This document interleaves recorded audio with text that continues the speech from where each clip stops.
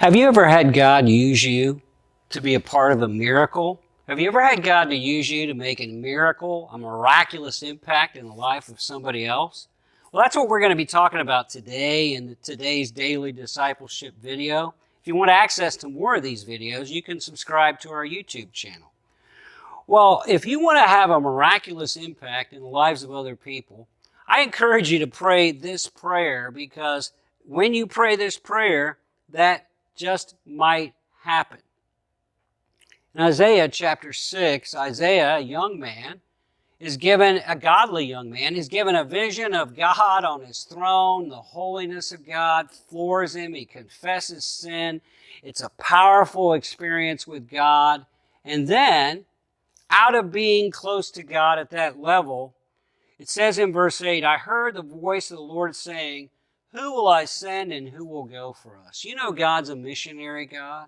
God is always wanting to send His people into this world to make a miraculous impact. God wants to use you to make a miraculous impact. God is saying, here, who will I send? Who will go? But this is what makes this powerful. Here's the prayer. It's very short. Here am I, Isaiah said. Send me. That's the prayer. Here am I. Send me. Now, when he says, here am I, he's not like saying, like a teacher taking attendance in class and the student goes here, that he's present. This means he's fully available.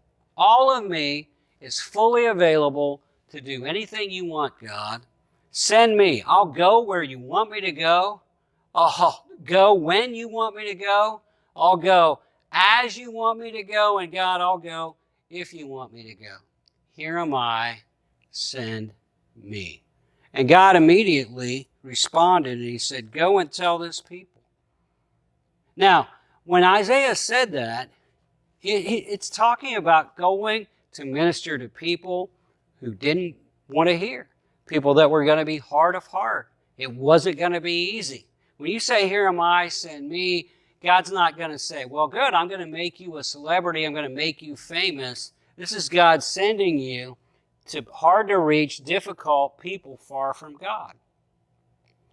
Well, when I was a young man, I was working as a campus pastor of a Christian university. I lived with a bunch of Christians in an area with my wife. I got up, I had devotions. I came to Isaiah 6. I saw this and I said, well, this is a prayer I should pray. So God, I'm going to pray it, but I don't know how you're going to use me because I'm only going to see Christians all day at this Christian university. Everybody on my schedule, everywhere I'm going to go, all Christians. But here I am, God. However you want to use me, send me. Well, an interesting thing started happening. All morning long, I have one thought that just kept going through my mind. Go to the shopping mall, get a haircut. Go to the shopping mall, get a haircut. And so I started arguing in my head. I don't want to go to the shopping mall. It's more expensive at the shopping mall. People at the shopping mall don't like this Christian university. I know that when I go there, they'll ask me where I work and what I do. When I tell them I'm the pastor of a Christian university, they're not going to treat me very well. I don't want to go to the mall and get a haircut, but I kept getting the thought, go to the mall, get a haircut, here am I, send me. So at lunchtime, I decided I need to go to the mall and get a haircut. Well, I go to the mall and think about it. There's a bunch of places you could get a haircut in that town, but God wanted me to go to the mall. There was a place you could get your haircut at the mall. And mostly it was a beauty salon, not so much a place for guys to get their hair cut, but that's where God wanted me to go, so that's where I went. All the chairs were all filled except one chair, and the lady behind the chair was one of the wildest looking women I'd ever seen at that time.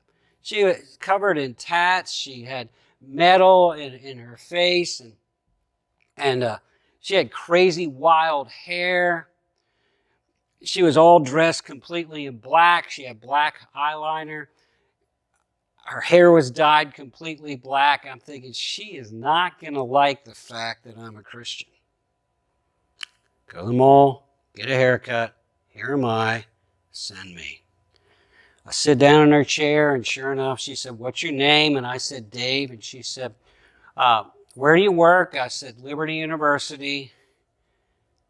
She goes, oh. She said, what do you do? And I said, well, I'm the campus pastor. She's behind me, and I hear these words, oh my God. And I'm thinking, oh my God, she's got scissors back there. I'm unarmed. This is going to not go well. She's really upset.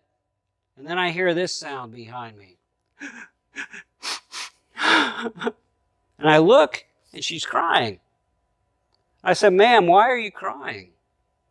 And she said, well, I told God this morning I was going to kill myself tonight if He didn't send somebody to tell me about Jesus. God knew what He was doing. God knew what He was doing.